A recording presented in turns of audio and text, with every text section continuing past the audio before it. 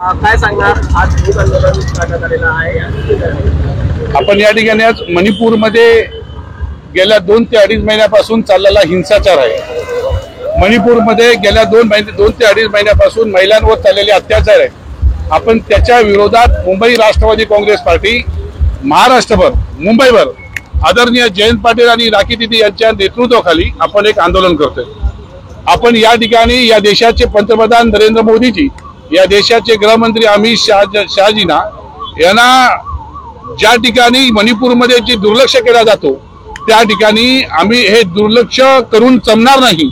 आपण या ठिकाणी लोकांना न्याय दिला पाहिजे। मणिपूरमध्ये चाललेला हिंसाचार थांबला पाहिजे। तिकडच्या महिलांना नग्न करून जे फिरवलं जातं त्यांच्यावर गुन्हा दाखल केला पाहिजे। अशा प्रकारसाठी आम्ही राष्ट्रवादी काँग्रेस पार्टीच्या वतीने निषेध करण्यासाठी मूक आंदोलन या ठिकाणी करत आहोत। केंद्रीय गृहमंत्री अमित शहा यांनी म्हटलेलं आहे की या जे काही घटना घडलेल्या आहे यावरती जे कोणी आरोपी असेल यावर त्यांच्यावर कारवाई केली जाईल। साधारणपणे गेल्या 2.5 महिन्यापासून चाललेला हिंसाचार एवढा वेळ लागतो का? हा एक लोकांच्या मनामध्ये एक शंकेचे पाल चुकायला लागलेले की 2.5 महिन्यापासून देशाचे पंतप्रधान गृहमंत्री बोलायला तयार नाहीत।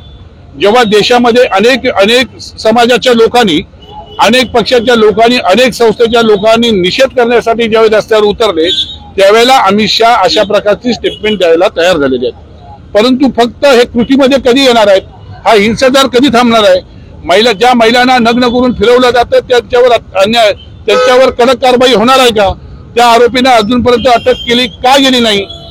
यासाठी आम्ही या सगळ्या गोष्टीचा निषेध करण्यासाठी राष्ट्रवादी काँग्रेस पार्टीचा प्रत्येक कार्यकर्ता आम्ही नाक्यावर उतरून त्याचा निषेध करू, हा संदेश देण्यासाठी आम्ही आज या ठिकाणी राहिलो। एकीकडे राज्यात म्हणा,